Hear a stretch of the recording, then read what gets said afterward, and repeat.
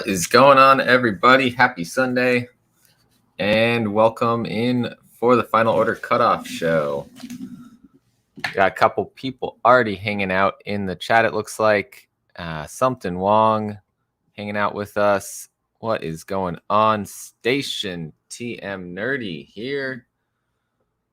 Neighbor to the north, as always, with us. Getting the Sunday kicked off, and Wes's comic collection from Future Specs. What's going on? All right. So it's Sunday. You know what that means. It's time to talk about Final Order Cutoff. I was also looking at the previews catalog because that is coming up due in a couple days. Usually it's like the Wednesday, Thursday this week, something like that. It'll be due. So I was taking a look through some things there. Good morning. Six Face Comics is here. What's going on? Astro Wizards in the house. So usually people trickle in as we get through Lunar and head over to the previews catalog. So I'm sure we'll see some more people pop in as we go. So I'll shout you guys out as you pop in and say something. But we'll get it kicked off. The Final Order cutoff date, as always, that is the date in which is the last day your retailer can get these books guaranteed from the publisher. They can sometimes still order after if there is anything left or they've printed extra. But it is the last guaranteed date. So this is the time to make sure you've put in your orders for everything that you want. Lunar's FOC date is today and Diamond's is tomorrow. So we'll kick off with Lunar. First up, we have Batman and Scooby-Doo Mysteries, 6 of 12, halfway through this story. Again, like I say, always not one I'm reading, but looks like a fun story coming from that crossover. There is a trade paperback here for Batman collecting 8594 and Batman Secret Files number 3. We also have the second issue of Batman 89. This one from Sam Hamm and Joe Quinones. Continuing off, where that Batman movie left off, from what I understand, and keeping things rolling. We also have a cover B for that by Mitch Gerards. It's cardstock, like always, from DC. We got some more trades and omnibuses here for Batman. Of course, it's DC, so like half the stuff is Batman, because we also have Batman the Detective, number 5 of 6 here. This one from Tom Taylor and then Andy Kubert doing the art. I believe this is the Batman in London story. Now he's in Belgium, maybe, so all across Europe.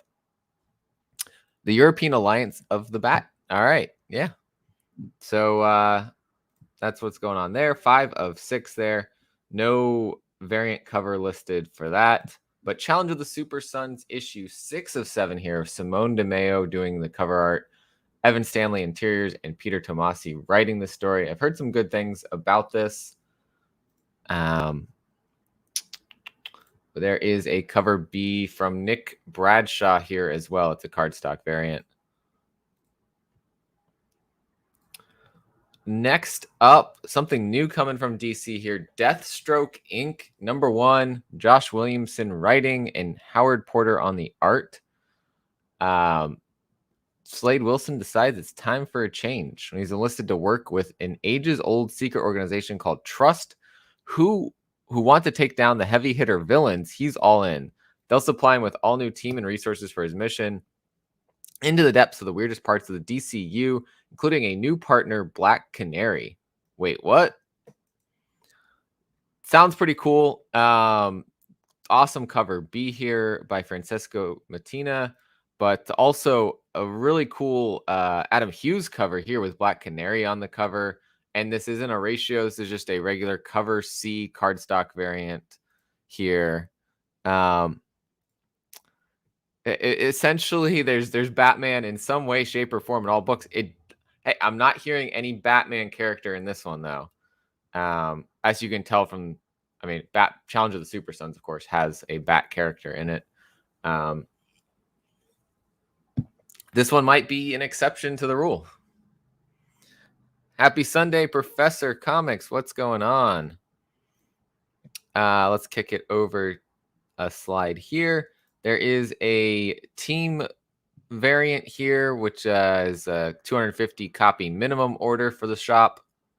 This one from Gerardo Zaffino, foil cardstock variant. And then there is a 1 in 25 Dima Ivano cardstock variant as well for this. Oh, shoot. Look at this. Featuring the Batman. I said there probably wasn't Batman in it, but there you go. You get Batman. Batman in every story. What's going on, Jason? Oh, it's awesome. Yeah, did you find anything cool there? Let us know in the chat. We got Far Sector trade paperback, Future State Gotham, number 5, cover A by Simone DeMeo, Josh Williamson, Dennis Culver writing. It's Batman. It's more Batman. One Batman or another. There's also a really cool Rose Besh cardstock variant here, though. I don't actually know who that character is, but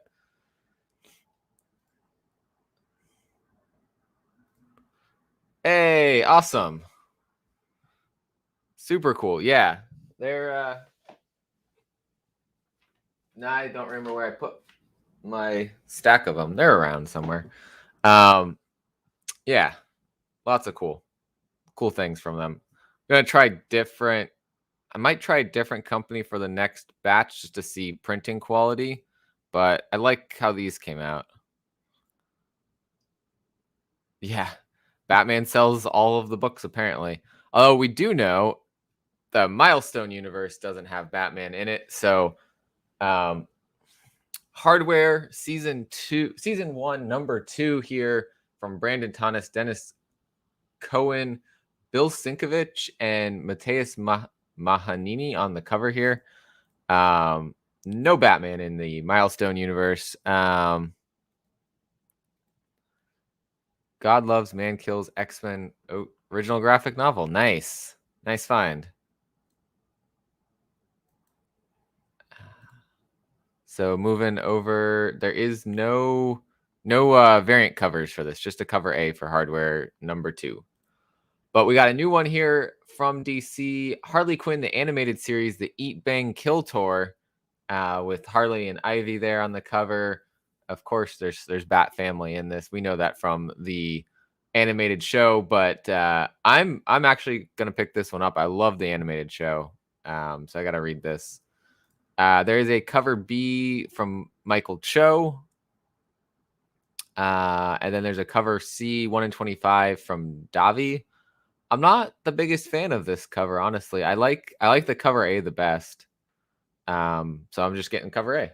But yeah, 3 covers for this one. There's a Shannon Mayer exclusive variant, which is pretty cool. And I think there was one other that I'd seen that was really good. So got your pick of covers for this one. What's up, Azores Tiger in the house? What's going on, man? Hope you're having a good Sunday. Here's more Batman. I am Batman number 1. John Ridley writing. Olivier Copiel doing the art on this one. Great cover. More Batman. This is following Jace Fox and a new and improved bat suit. So I think there was a little bit of a taste of that in the free comic book day book for Batman, and it was kind of interesting, but not one I'm gonna pick up. Like I said, John Ridley, Olivier Copiel, Greg Capullo doing this cover B here, and Francesco Mattina, whatever his name is, doing a cover C cardstock variant here. And we also have a team variant, 250 copy minimum order. This one from Gabriel Dell'Otto. Dell'Otto doing a nice Batman cover here. And a 1 in 25 from Cale New doing a wanted poster variant here, which actually that's pretty dope variant there.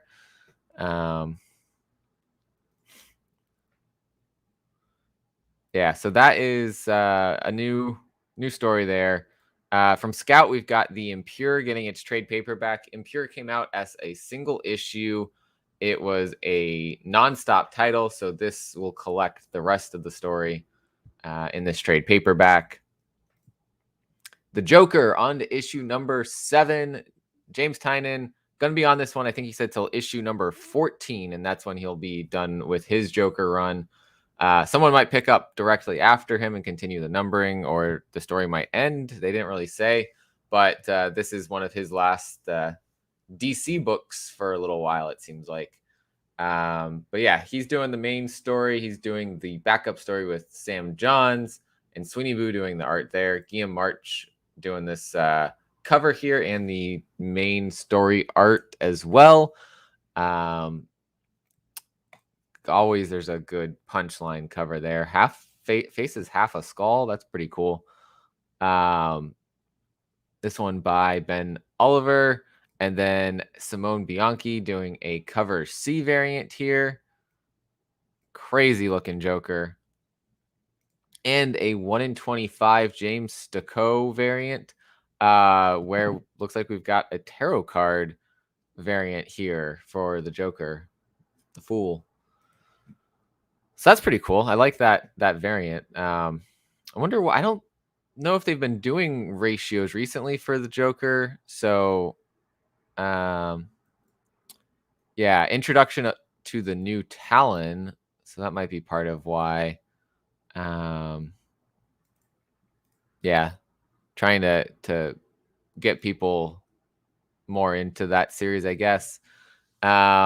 Let's see what's going on. DC is trying to capitalize on all of the horror love with some of these covers. Yeah, for sure. There's definitely a lot of love for that genre right now in the comic community. There's also just nostalgia, horror love going on as well. So people are gonna buy into that for sure.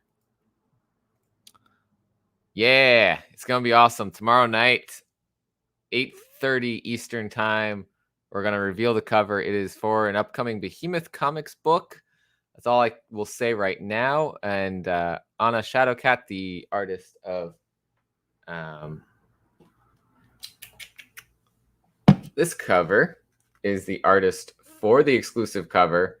So it's a really cool cover. You guys are gonna like it. But we'll reveal it and talk about it tomorrow night, and tell you guys how you can get in on buying it. So continuing with Lunar here, we've got DC book here, Justice League Last Ride, number 5 of 7. Chip Zdarsky writing, Derek Robertson doing this awesome cover here, and Miguel Mendonca doing the interior arts. And I've heard some great things about this. It's Chip Zdarsky writing, so of course it's going to be great. Hell yeah. I liked it. I don't know where the story's going. It's my only reservation with it, but I really did like reading that story. Thanks, man. Appreciate it. Super excited though to reveal everything tomorrow. There's a cover B here for Justice League Last Ride number 5 by Dyke Ruan. Mad Magazine number 22. The Mad Barf Bag. The Usual Gang of Idiots writers. The Usual Gang of Idiots. I love it. And Pennyworth is on to issue number 2 of 7 for the series focused on Alfred. So that is just a cover A for that one. And then Redshift number 3 of 6 for Scout Comics here. HS Tak on the writing, Brent David McKee on the art, and Amanke Nahuelpan on the cover art here. I don't know if it's going to be a black and white cover. They haven't done a black and white cover yet for Redshift, but I really like this book. Issue 1 was pretty cool, the idea. So issue 2, I think, should be coming out in the next week or two. And then we'll see issue 3 in about 3 or 4 weeks. What's going on? Soul Twice in the house. Welcome in. We got a hardcover deluxe edition of Sandman here, book number 4. And then from Ahoy Comics, Second Coming, Only Begotten Son, number 5 of 6 here. Mark Russell writing, Richard Pace on the cover, and interior arts with Leonard Kirk. Back over to a Scout comic book. We've got Sheldon Allen writing this one. Snatched issue number 2. I love this cover with the puppy on it. I didn't read issue 1. I kind of flipped through it in the shop. It didn't immediately catch my attention, but I've heard people that have read it really enjoyed this book. So it might be worth checking out from Scout Comics. You gotta love a good puppy cover. Yeah, Jason here liking it. Extremely underrated. It was one of those, I'm reading a lot of things and I was like, do I want to add another thing and try to get attached to it? But I went with skipping on it for right now. There's a lot of good things coming out from Scout recently, so it's hard to pick and choose from that. This one, Solar Flare Season 1 trade paperback, James Hike and Branko Jovanovic. This one, I feel like this came out a while ago with Scout, and it's getting re-put out in a trade paperback now. And then Soulstream trade paperback. This one came out as a single issue nonstop title, so now it's getting the rest of the title here in a trade. And then, and we got Entropy in Comics. What's going on? Welcome in. Hope you're doing well on this Sunday. We have Supergirl, Woman of Tomorrow, number 4 of 8. Tom King and Bilquis Evely, which honestly, I'm really starting to love this art that Bilquis Evely's been doing here.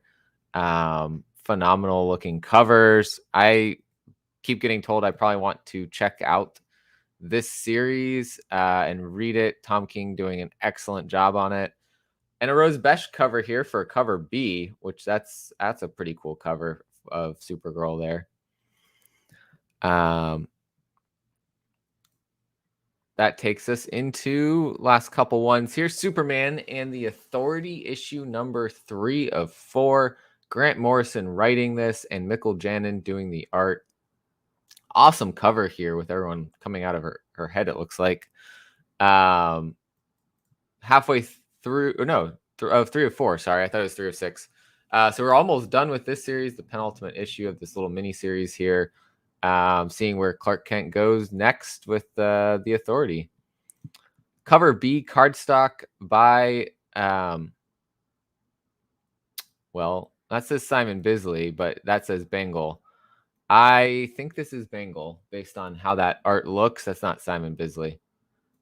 This one wasn't Simon Bisley either. I don't know what happened there. Superman, Son of Kal-El, issue number 3 here from Tom Taylor and John Timms.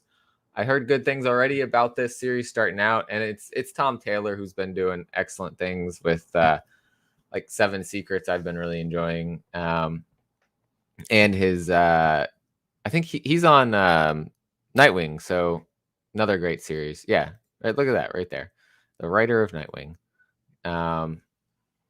And this one focused on Jonathan Kent being Superman, not Clark Kent. There is also an Inhuck Lee cardstock variant here with him holding something up in space, preventing it from crashing to Earth. And then we have another Titans series here. Titans United 1 of 7 from Kevin Scott, Jose Lewis, and Jamal Campbell doing this cover art here. Titans face their greatest challenge, their own powers. Nightweek, Donna Troy, Superboy, Starfire, Raven, Beast Boy, and Red Hood kick off a thrilling new case that will lead one of their own to question not only their place on the team, but their very existence.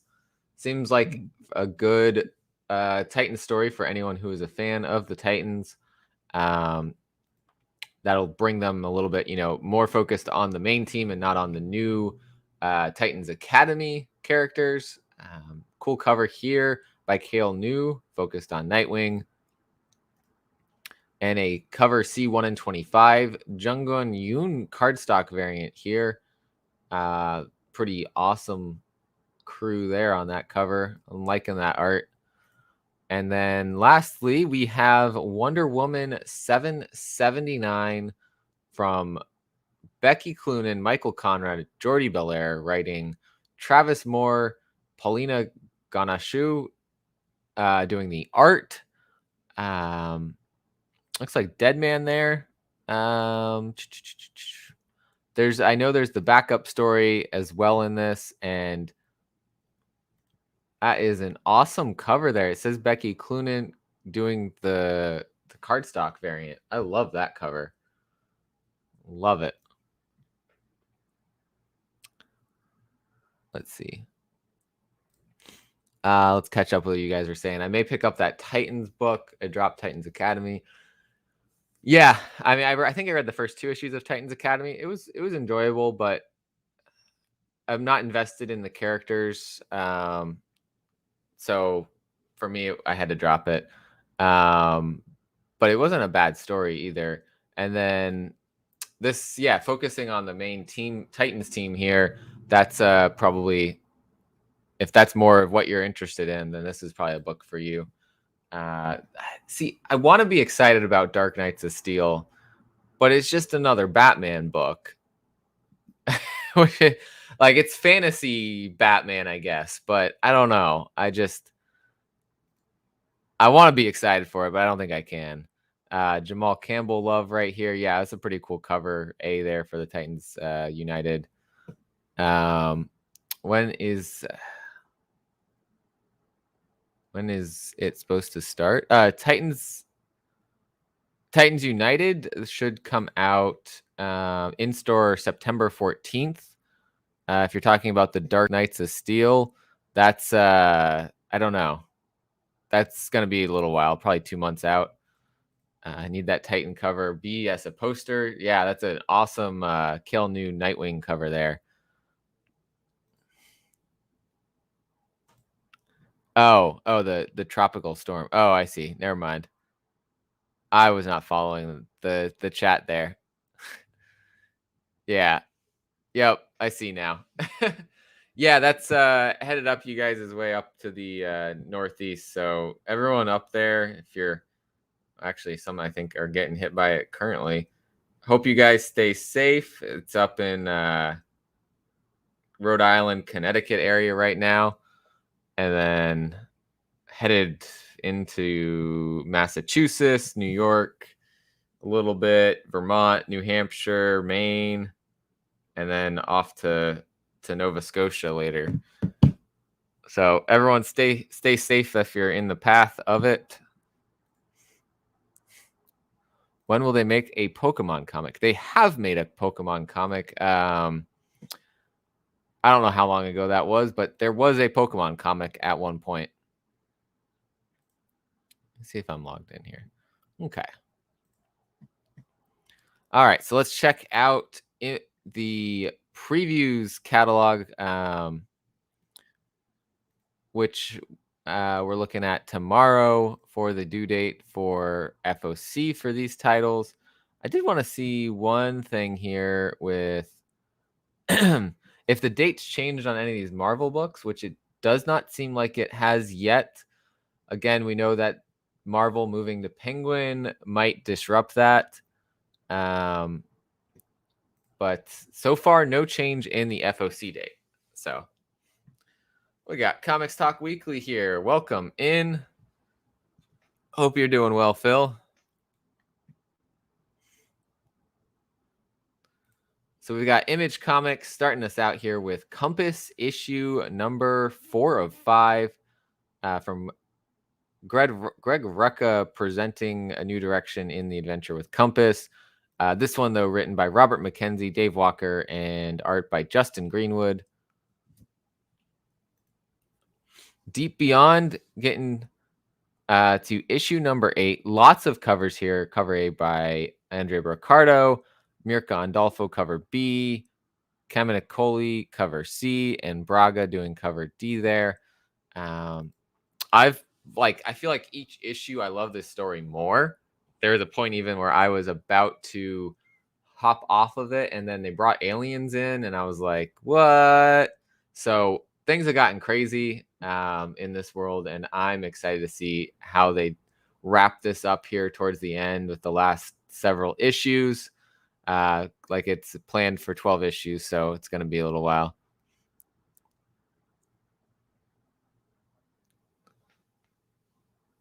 That takes us over to Homesick Pilots, issue number 9. Dan Waters and Casper Wingard doing this one. And I've loved this one. And it's just a fucking awesome series. And yeah. That's all I'll say. It's been great. It started out as punk Monster House, and it's just evolved from there. National trauma has been successfully weaponized, which is probably fine and very unlikely to end in tears or provoke an army of ghosts to flood from the earth to seek revenge. Awesome cover B here by Adam Gorham as well.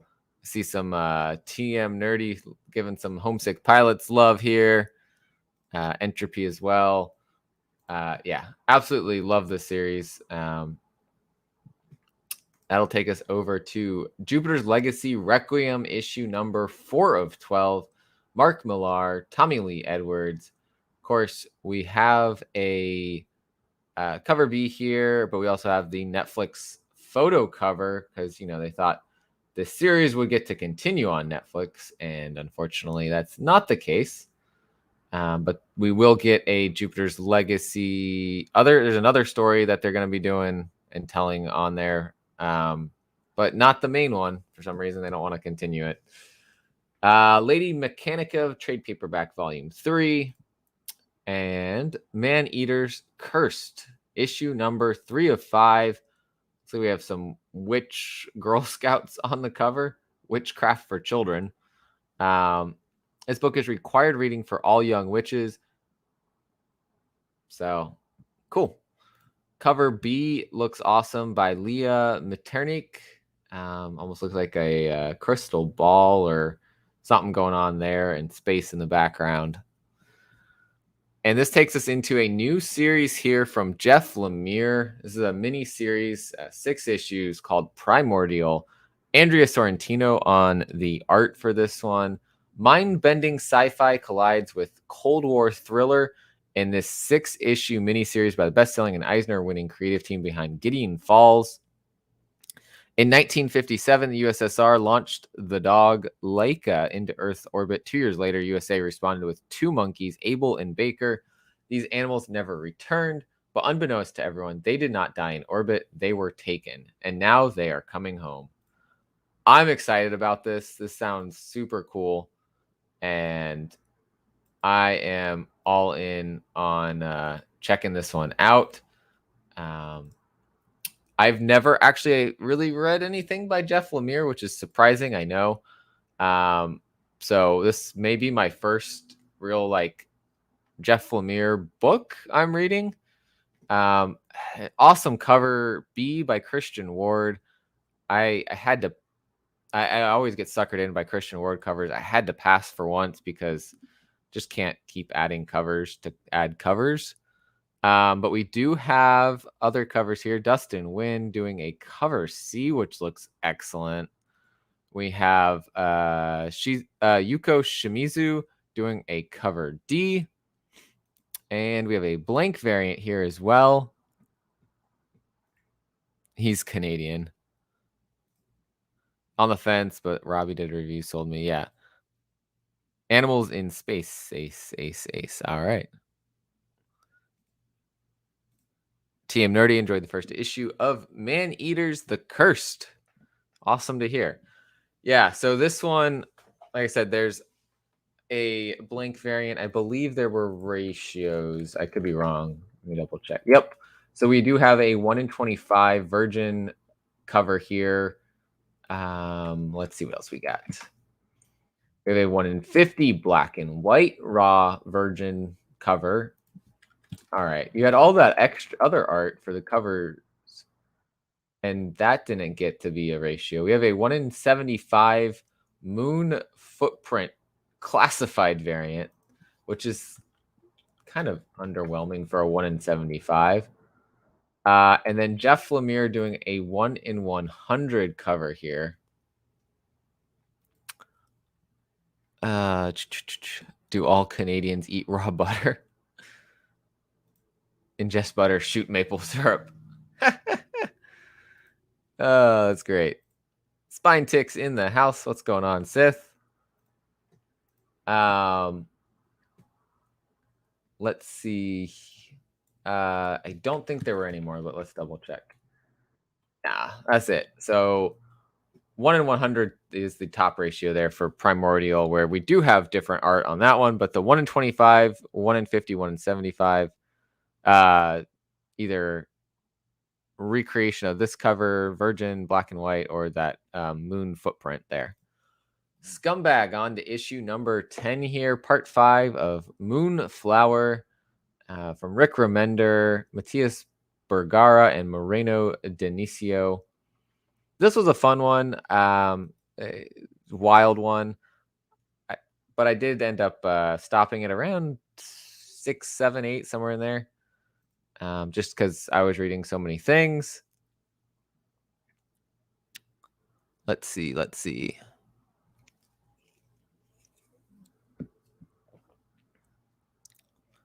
We have Time Before Time issue number 5, which ends the story arc.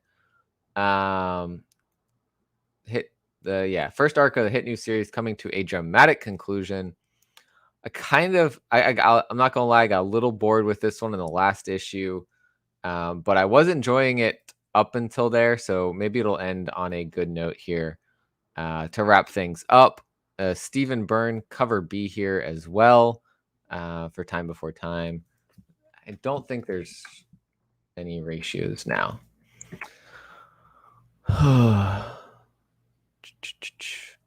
And that wraps it up here with Image with Walking Dead Deluxe number 23. Of course, this is the reprinting of The Walking Dead, but with color instead of black and white. 2 variants here as well for this one. Dark Horse is having a very light FOC week this time. We have a Hellboy and BPRD 1957 Family Ties one-shot from Mike Mignola and Chris Roberson, with Lawrence Campbell doing the art. So all you Hellboy fans, there's something for you there. And then we have House of Lost Horizons issue number 505, also from Mike Mignola and Chris Roberson, with interior art by Leila Del Luca and cover art by Christopher Mitten. And another one here, Aubrey Sitterson writing this, Jed Doherty doing the art. This one called Savage Hearts, issue number 3 of 5. Action-packed or romantic, sexy or funny, thrilling or heartwarming. You don't have to choose, because this jungle fantasy romantic action comedy has it all. I've been enjoying Aubrey Sitterson's writing on Worst Dudes. I did not get to check this one out, but it seemed like it would be a fun read there. And we have Volume 6 trade paperback for The Witcher, Witch's Lament. And that's it for Dark Horse this week. That'll take us into IDW, where we have a series that I've been hearing some good things about, Bermuda, issue number 3 of 4 from John Layman and Nick Bradshaw. Bermuda must get to the north shore of Triangle, the island that is at ground zero of a bizarre dimensional portal. It's a 2-day ride via Passenger Lizard, or it's a half-day walk if you're willing to sneak through Soldier's Bay. Cool little fantasy story here with, kind of talking about the Bermuda Island myth stuff. So 1 in 10 is just a version of cover A. It's kind of different for IDW to do that, but there is a 1 in 25 from William Stout on this one. So IDW, again, usually does a 1 in 10, doesn't always do higher ratios. So a 1 in 25 is something to look for in IDW books. which usually are a little bit lower printed.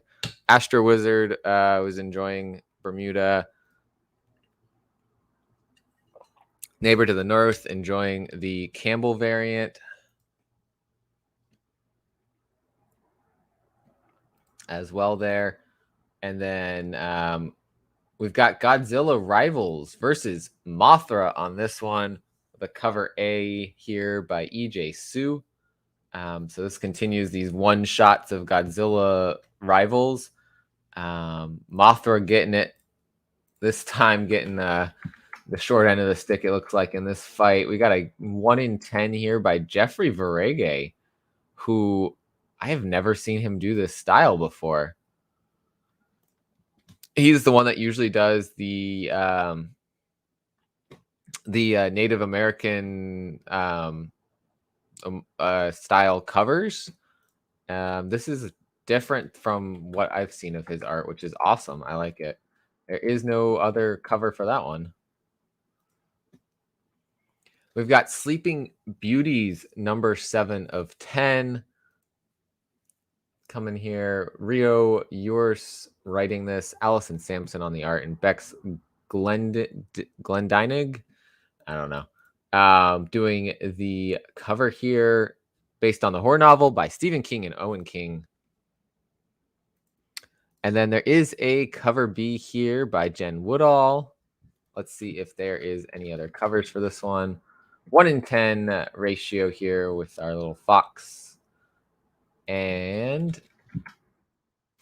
that is it for that one, which takes us into Sonic the Hedgehog. Let's see what you guys are saying. Spine Ticks agreeing Bermuda was a hit. Yeah, that's Astro Wizard. I'm with you on that. When I look at how many ratio variants end up just sitting in a box, you don't get to see them. They don't go on display. Then it's when I say no, I'm gonna pause, because they just sit there. You know, if you're planning on holding them to sell later, that's one thing, but trying to enjoy them, you don't get to most of the time. So Sonic the Hedgehog issue number 44 right here. There is a cover B here by Jamal Peppers, and there is probably a ratio here, 1 in 10 variant by Natalie Fordrain. I don't recognize that Sonic character there. And we have Star Trek Year 5, number 24 right there, with a 1 in 10 cover here by JJ Lendl. And we have Star Wars High Republic Adventures Monster of Temple Peak, issue number 2 of 4 from Kevin Scott and Rachel Stott. We have our former Jedi turned Saber for Hire monster hunter, Ty Yorick. Issue 1 was actually pretty good. I picked it up. I had kind of stopped Star Wars stuff, but I thought, let me try something different, and I enjoyed it. It was a fun read. We've got our no ratio variant on this one, so just sticking with the cover A's.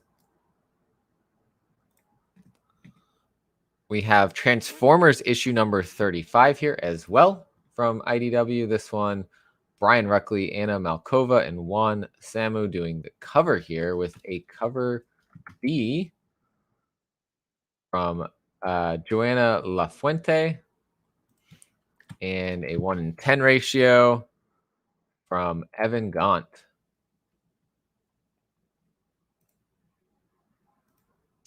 There we go. Yeah. Gently tap that like button while you're here. Oh, no, Astro.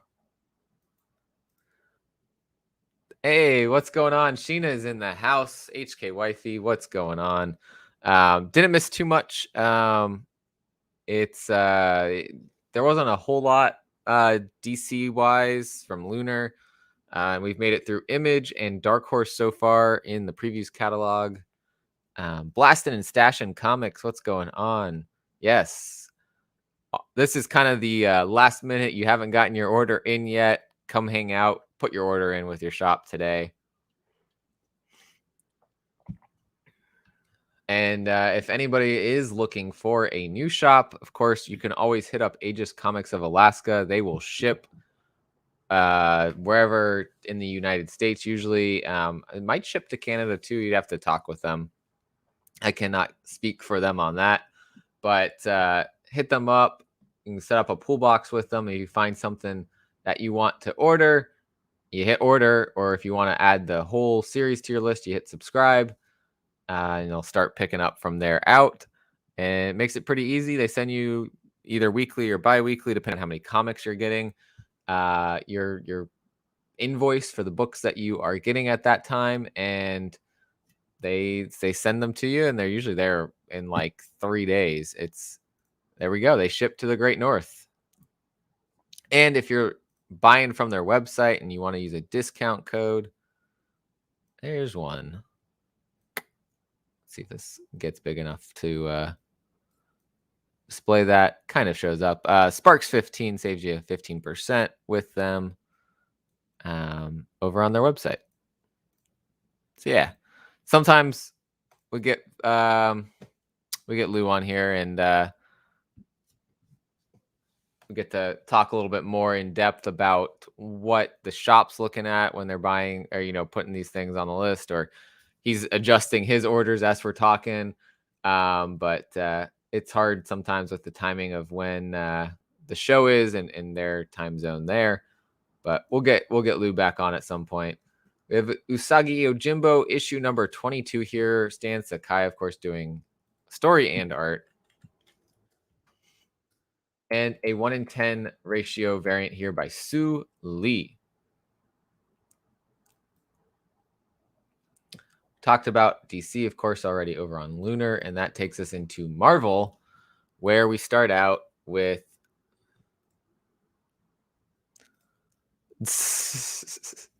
of course you were, Sheena.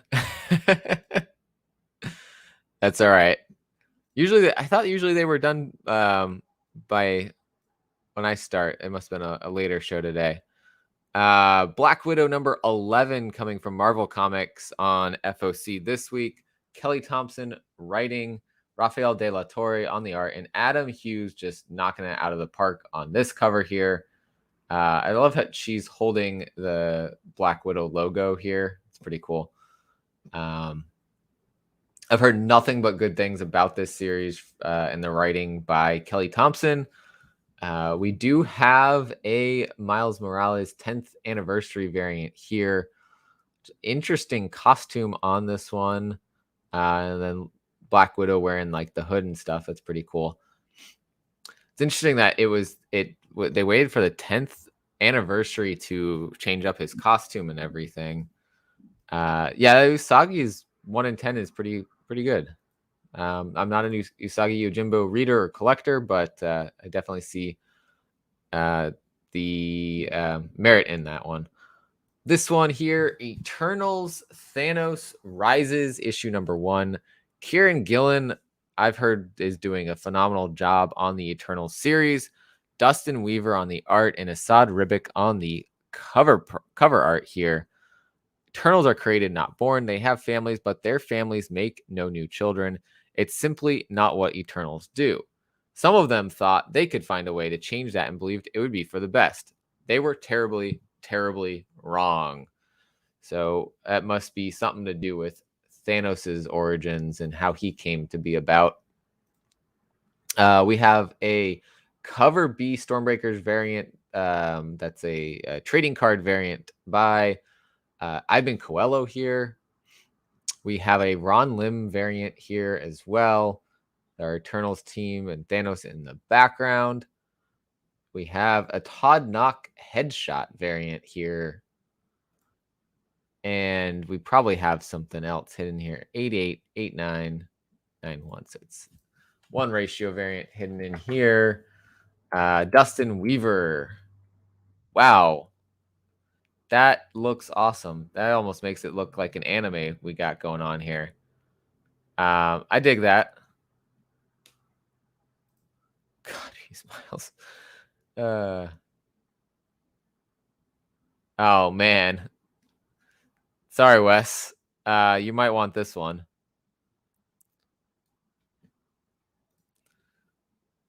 That'll take us over to Extreme Carnage Agony #1.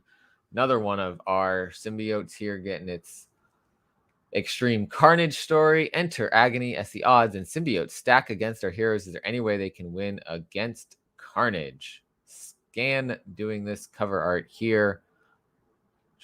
I don't know what's going on with that. It almost looks like a head or something there. We've got a trading card variant here by Jeff Johnson. Really haven't been too big of a fan of these trading card variants. Scotty Young doing a cover here. No Spider-Man talking to this symbiote this time. Those were some interesting, I thought pretty funny covers there. Should have a ratio in here. I'm betting this is, yeah, David Nakayama design variant for Agony. These have all been excellent. David Nakayama just knocks those out of the park. We also have Fantastic Four Life Story issue #4 of 6 from Mark Russell. Art by Sean Isaacsi and Francesco Mana with a cover by Daniel Acuna.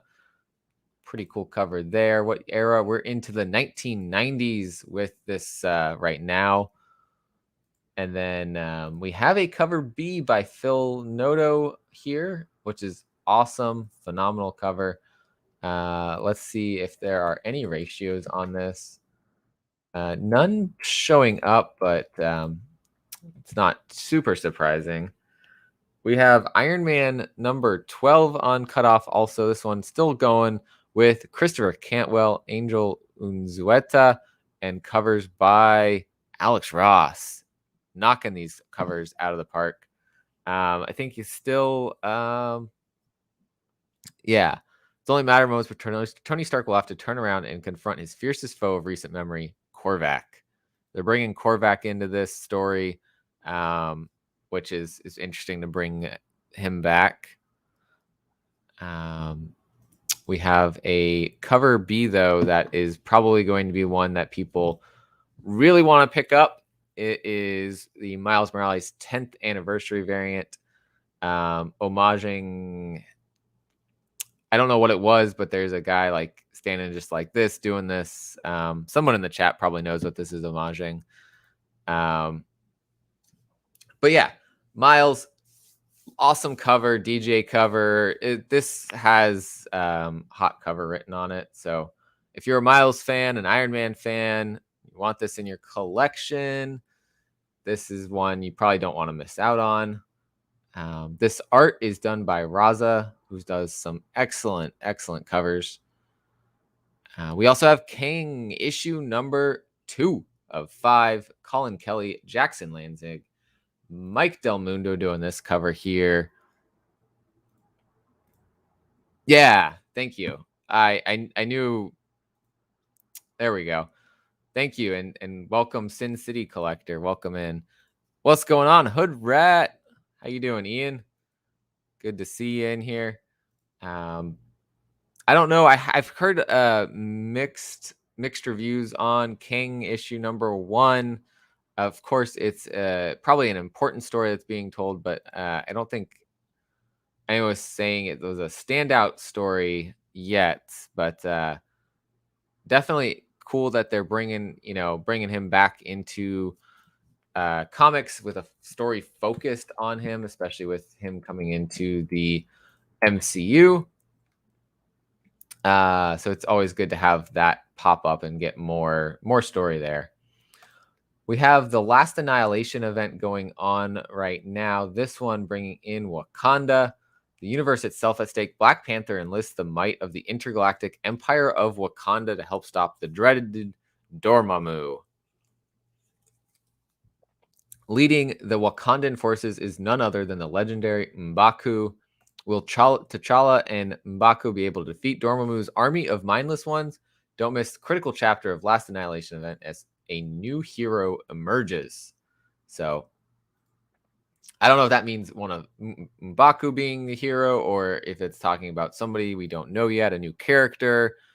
If that is talking about, someone else that we already know. But we got M'Baku here on the cover of the cover B from Souza. Let's see if there's a ratio on this or not. But I wasn't, there's no ratio there. I wasn't planning on getting into the Last Annihilation event, but this sounds like an interesting tie-in with it. Aegis Tigers back in the house. Marvel time. Yeah. Not too much. I'd say probably the biggest thing is Black Widow cover. And, oh man, Miles here on the Iron Man cover for 10th anniversary.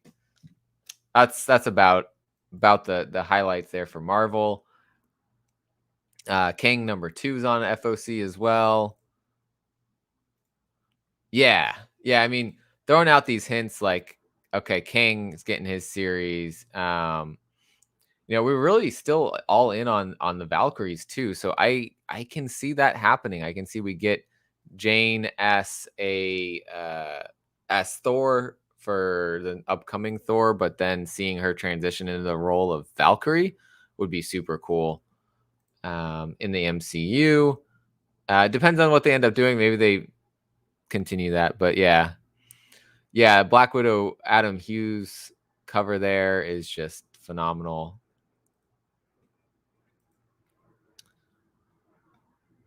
Let's see, where were we? So now we got an X book, perfect timing. Eric, we're back here. Marauders number 24. Gary Duggan writing, Phil Noto on the interior art, and Russell Dodderman doing this awesome cover here. I haven't read this in a while, so I don't know what's going on, but we got space pirates. Marauders hit the highest seas of all when they point their bow to the stars. But what threat awaits them, and why has it sworn vengeance? You can kind of see some. It looks like they're all different. So it's not like one distinct alien group, but a whole crew. There is a cover B Betsy Cola variant, which that's pretty cool. It's a pretty cool one. I like it. Always check with some of these to see no ratio showing up immediately. And the last issue of Mighty Valkyries 5 of 5 here. Jason Aaron was writing this one with Torin Gronbeck. Mattia de Ulius doing the cover A here. New gods bring fresh hell to the Valkyries. New pantheon emerges from the dusty gates of hell. One that Queen Carnilla thought she could control. She was wrong, and now all the realms must pay the price. Jane and I don't know that, probably a typo there. Fight to save the gods and restore the mortal world. Don't miss the conclusion to the realm-shaking epic. Couple covers on this one. We have the Mahmoud Asrar variant here with Loki getting crap kicked out of him. And we have a Natisse variant here for the Marvel Duel game. Pretty sick cover art, not gonna lie. Let's see.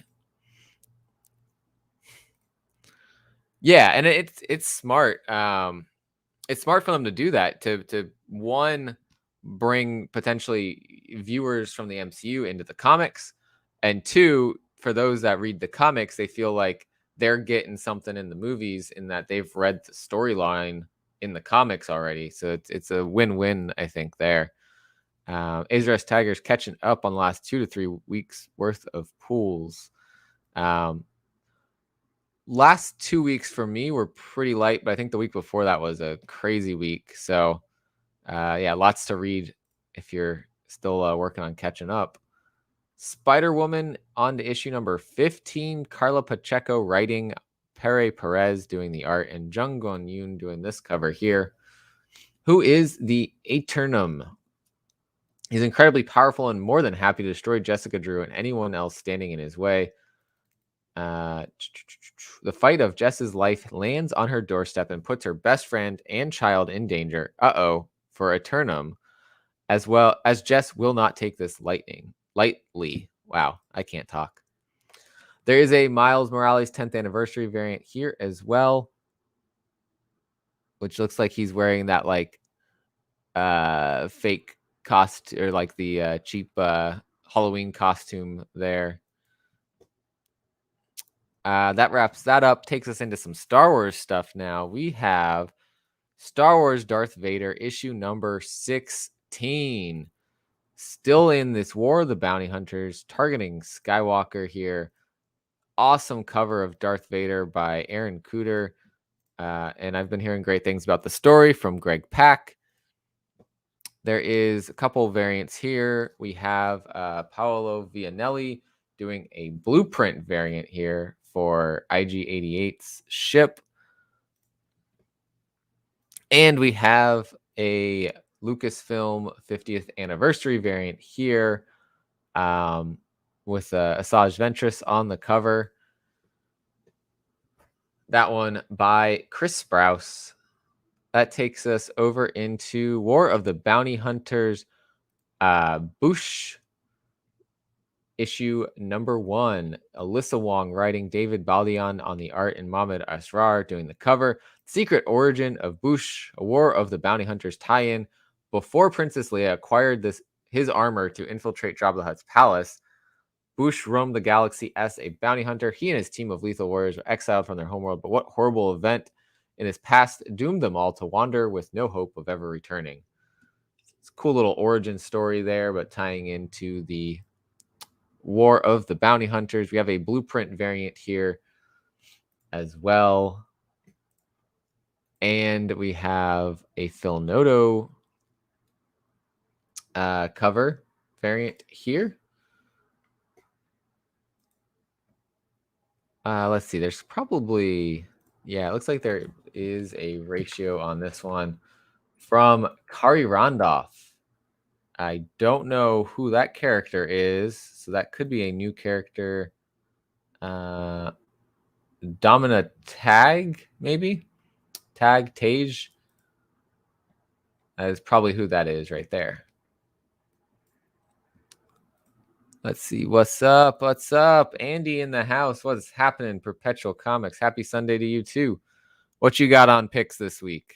We're working our way towards soon we'll be at, after we get out of Marvel, we'll be at Boom, and then the rest of the catalog coming up. I was gonna check one other thing. There is a no Vader ratio variant. We also have Warhammer 40K Sisters of Battle, number 2 of 5 with a Dave Wilkins cover and a Games Workshop variant. Next up, we have Web of Spider-Man wrapping up here with issue 5 of 5 with the Worldwide Engineering Brigade. Who's big, green, and usually angry? Spidey and team are about to find out. Sounds like Hulk. I'll just keep going from there. Trial of Magneto issue number 2 of 5 with a Valerio Shitty cover here. Looks like Magneto ripping apart Iron Man. We got Vision down, Wasp down, Cap down. Habeas corpses. Heroes of the Marvel Universe came to Krakoa for a memorial. Now they've got to fight. Magneto pushes Krakoa and the Council to the brink. Also, there's something wrong with the body. We have a cover here that is a variant by David Baldion with North Star on the cover. And we have this variant here by Ivan Shavrin. Looks like somebody's been throwing daggers at all of their eyes. Huh. Interesting. That is an awesome cover, though. Let's see. We've got a couple variants in here that are hidden. So these are some ratios. Gerald Perel on this cover here. We've got Stephanie Hans doing a killer cover here with Magneto getting all wrapped up in the vines. I think Yeah, that is it there. So two ratio variants in there for the Trial of Magneto issue number 2. Taking us over to Dynamite. Let us see. Yeah, almost Inferno time coming up. And then that will wrap up Hickman's time on the X-Men. Let's see. Ma number 1 and Eat the Rich second print. Oh, and the trade for Haha. I gotcha. I am definitely going for Ma number 1. I've backed off on second print, so probably gonna pass on the Eat the Rich second print. But Haha is a great read, so definitely glad you're getting that trade. Betty Page and Curse of the Banshee, issue number 4 from Dynamite. Red Sonja, Black, White, and Red, number 3. And Vampaverse, number 1. With, it looks like that is an Adam Hughes cover. So Adam Hughes fans, there you go. There's a Vampaverse number 1 cover. Looks like Vampirella is getting her own universe here. Lots of covers on all of these as always. That's all there to here is all Vampaverse. They go all in on covers.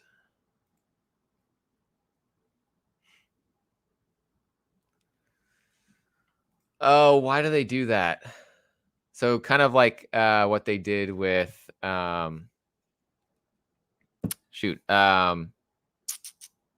Basilisk number 1 second print, getting a preview of the Enter the House of Slaughter. They're doing that with Eat the Rich, of course. We've got Berserker number 5 here. We have the regular and foil variants of the cover A and B. Matt Kent, Keanu Reeves, Ron Garney on the interior arts, and Lee Garbett doing this cover here with a Kemenakoli variant B here. Half his face is missing. These are the foil variants of cover A and B. But what do we got past that? We have a Declan Shalvey 1:25 ratio here.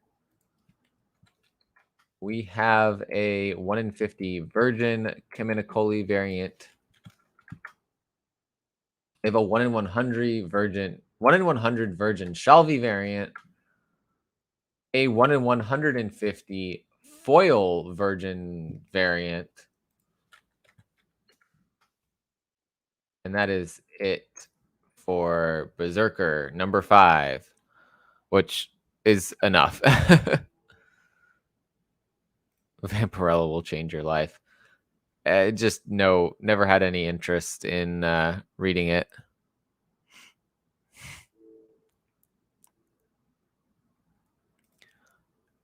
Mostly though, I know there's some people who are reading some of the stories and actually say, here and there they are really good, but a lot of the times what happens with those is people are buying the cover art. And that's why they do more that's why they only buy for the covers. Yeah. We have Buffy the Vampire Slayer getting a deluxe edition hardcover there. And then Eat the Rich number 1 second print here. Nothing about a preview for anything that they've put in here, but I'm assuming Andy has some inside scoop information there. Taking us into Firefly River Run number 1 from David Boer. David, of course, being the writer of Kanto, the writer of Killer Queens that just came out. Christian Ward doing the cover art here. And this story is about how did Simon save River from the terrifying hands of Blue. So this would be, I guess, a prequel to the movie, it sounds like. But we have a cover B here by Adam Gorham. Awesome cover. And a cover C foil intermix variant. So intermixed between this one and this one being foil variants. Something new that Boom's been trying out. these intermix things. 1 in 10 variant here, version of the well, it says a version 1 in 10 Gorum, but it shows the Ward art, and then it says Ward, but shows the Gorum art. And then there's a black and white unlockable variant of the Gorum art. That should be it for Firefly River Run. Yes. And that takes us to Ma, number 1.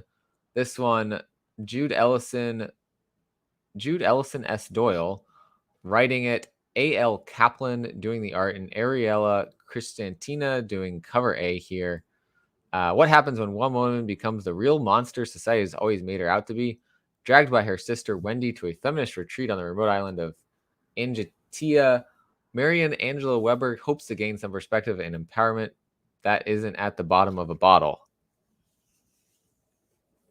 What was it they said at the bottom? Here was explores the anger of women trapped by society's expectations and reclamation of power through collective rage.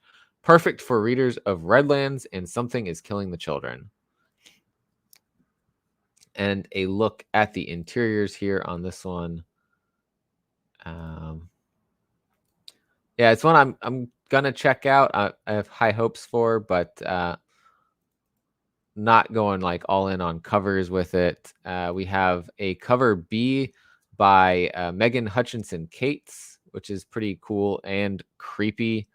We got octopus tentacle there.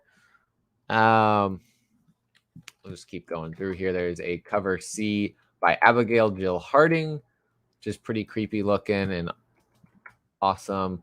1 in 10 ratio by Tiffany Turl, which I think this one is just knocked out of the park here. Absolutely awesome cover there. A 1 in 25 ratio version cover, a unlockable black and white of the Harding art.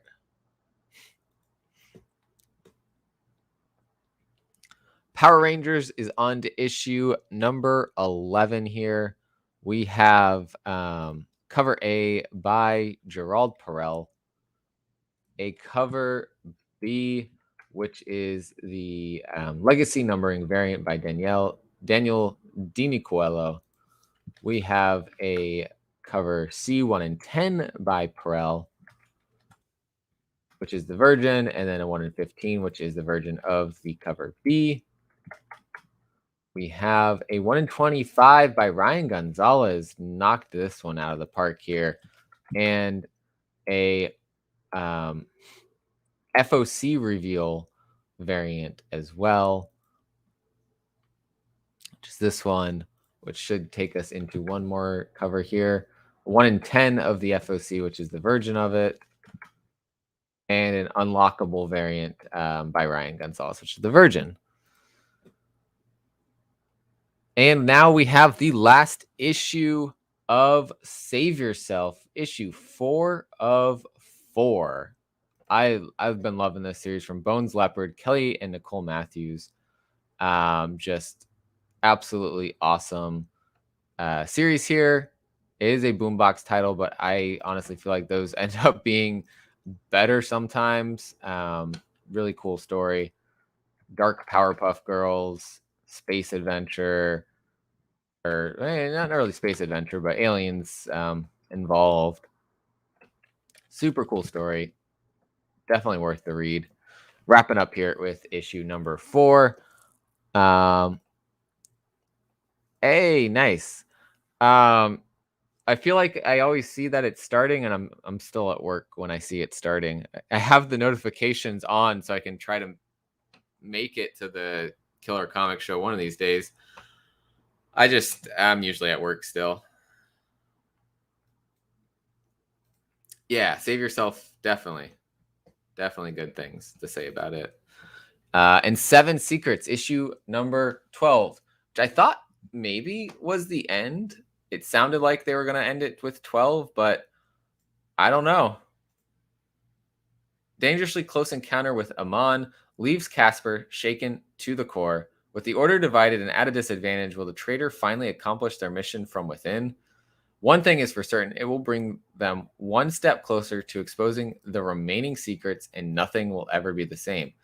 I think we are going to keep on keeping on after issue 12, but it might pause again like it did after issue 6. Yeah. Also, yeah, congrats on getting Ram V on the show. That's awesome. That's going to be a great discussion. He's doing so many cool things.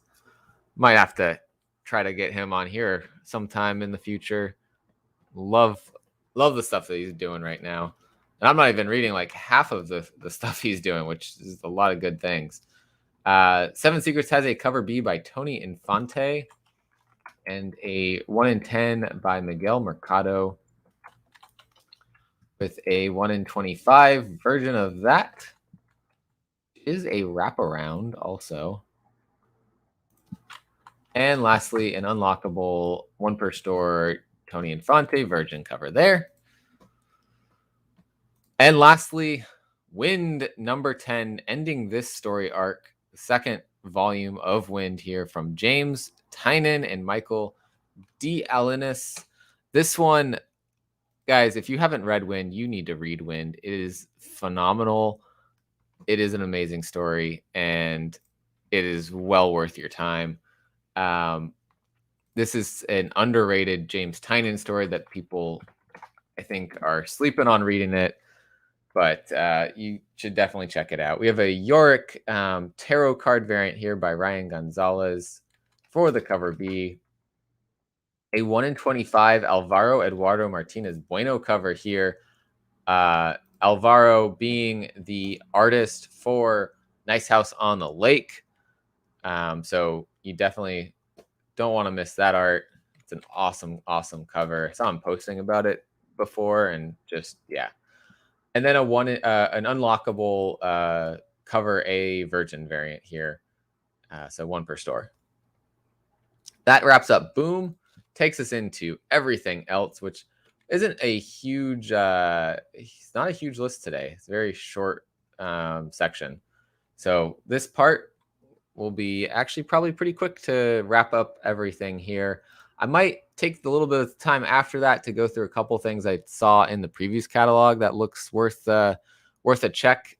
Things that aren't going to end up on the Final Order Cutoff. Also, it's always worth taking a look at those publishers.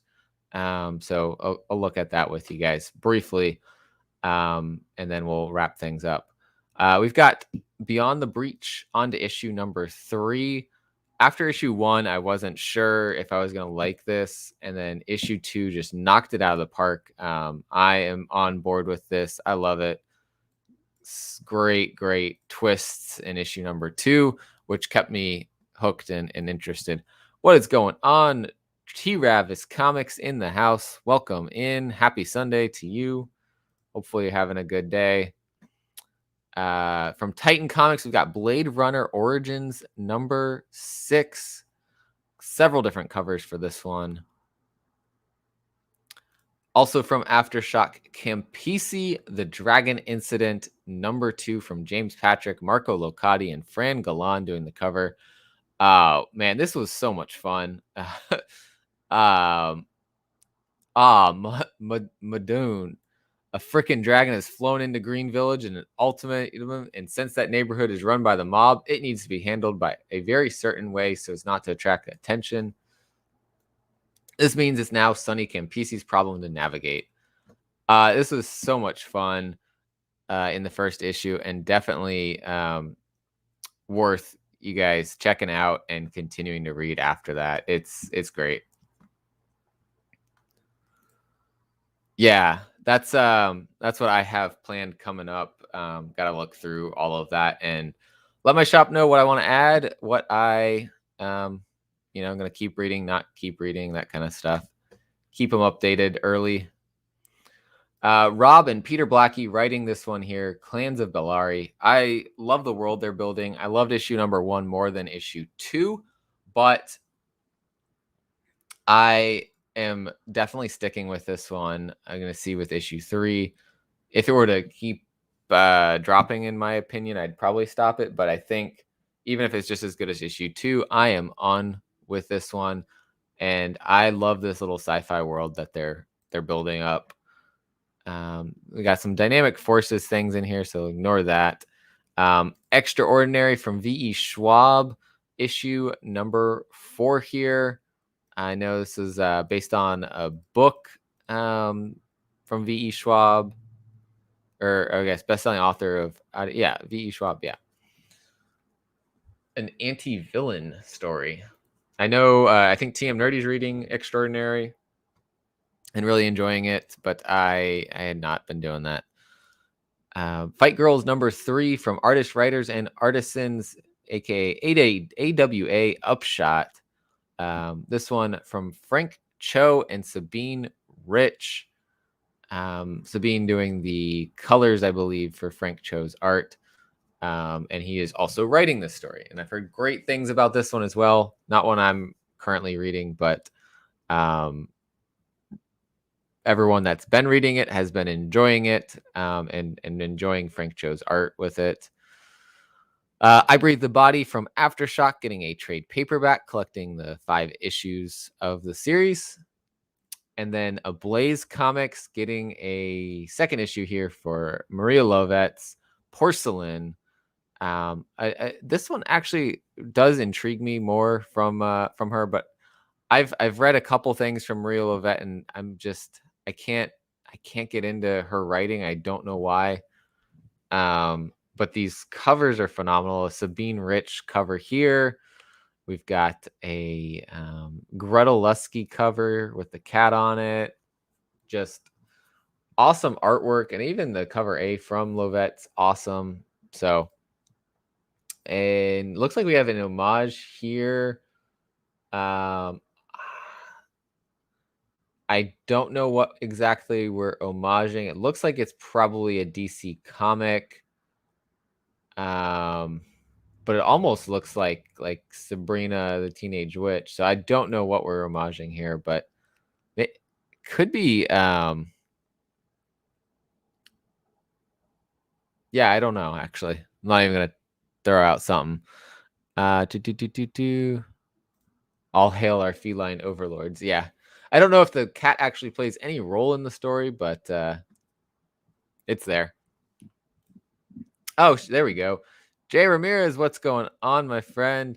Harley Quinn, thank you. The logo style, yeah. Brain fart. All right. From AWA Upshot, if you guys haven't read Marjorie Finnegan, here's your chance to pick up issue 1 through 4, only available through your local comic shop. This is only going for direct market retailers, not going for places like Barnes and Noble or something like that. Yeah, right there, 1 through 4. Definitely be reading this one. It is a lot of fun from Garth Ennis. Moths on to issue number 4 of 6 here from J. Michael Straczynski and Mike Choi. This one in the Resistance universe. Just very interesting story, and the premise behind only living 6 months after you activate your powers. Pretty cool idea. From Valiant, we have Ninjak number 3 from Jeff Parker, Javier Pulido, and Fernando Dagnino doing the cover here. Yeah, I don't know anything about Ninjak. I haven't read anything Valiant really. But I know some people are excited about the return of Ninjak over to Valiant, so might be worth checking it out. We have from Xenoscope one that was off their normal path as well, kind of along the lines of Mangoat and Bunnyman. Possessive number 2 of 3 from Adam Goldberg, Hans Rodionov, and Martin Coccolo. Looks like the awkward family portrait kind of thing going on here. I heard issue 1 people enjoyed, and now we got issue 2 on FOC here. Love it. Love this interesting covers. But yeah, I did not pick this up, but I've heard some good things about that. I grab everything with a kitty on the cover. Uh-oh. That's where all the comic money goes, all the cat covers. Hey, I'm not making you buy anything, man. Don't blame me. I swear. It looks like Titan Comics has a volume 2 prequel for Snowpiercer, the best-selling graphic novel that inspired the TV series. And last but not least, from Vault Comics, we have Vampire the Masquerade, issue number 10 from Tim Seeley, Teeny Howard, and Blake Howard, with art by Dev Pramanik and Nathan Gooden, with a cover A here by Aaron Campbell. We're on to Winter's Teeth here. Final issue of the second arc. It's child versus sire, as Cicely Bain is forced to make the ultimate choice to maintain the Masquerade. I've read issue number 1 of this, and I really liked it, so I got to go back and read some more of it. I have a couple more issues, so I'll be doing that at some point. But yeah, so I said I was going to bring up a couple things. I started looking through the previews catalog to see what's coming up. These books will be coming out in November. So this is something from Ablaze that I thought you guys might be wanting to keep your eye on, especially if you loved Carmen, because this is from Guillaume March. It's coming from Ablaze Comics, and it says before his work on Batman and the hit Joker series, before he created Carmen, there is the heartfelt story of Laura, the book that led to Guillaume March to the mainstream comics world. Suffering from the ever painful experience of unrequited love, the 20-year-old Laura takes a look at her life. Is the fact the boy that she has feelings for is in love with someone else mean there is something wrong with her, or is that just how young love goes? What will happen when she tries to get past the hurt and move on with her life?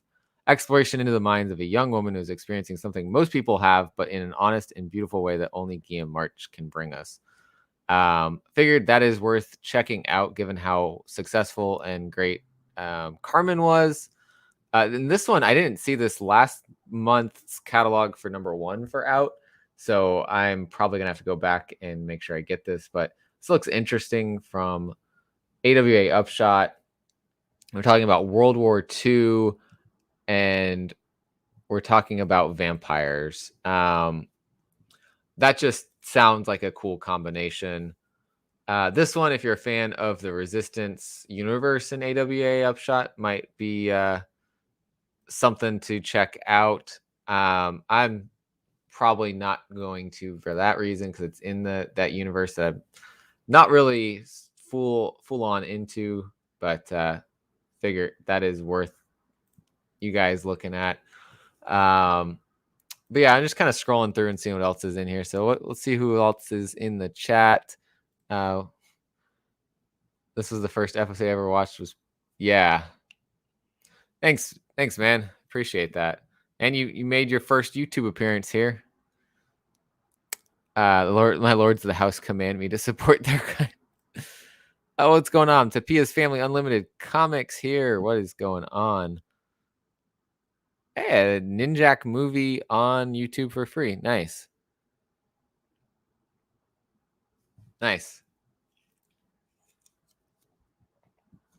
So yeah, in the catalog here, I guess. Am I looking at the September catalog? These are due. I was trying to look at. See, that's where I went wrong. I was trying to look at. We already switched over to the September, and I missed the August one. I probably missed the August one somehow, because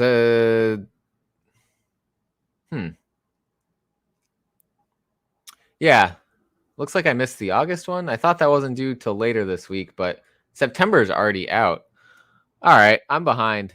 So forget this, because this is all due later. This is all due a month from now, but this is one to catch from Behemoth on this. Watch Dogs Legion issue number 1 of 4. So coming from Ubisoft's game, Watch Dogs Legion, definitely one to watch. I don't know why. It should have been.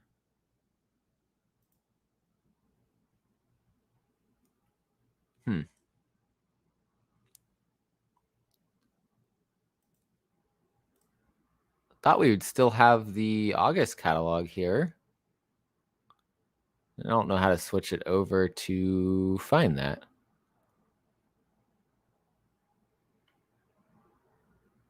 Huh. All right. Well, forget that because these are all due later than I was thinking. But usually those are. Oops. Move that. Yeah, usually those are not done yet. It's this week that all that's going to be due. So I might have to go back to my shop and get the physical copy to finish that because it's seemingly gone from online. But yeah, Sunday's been going pretty good so far. Just kicking it off with this.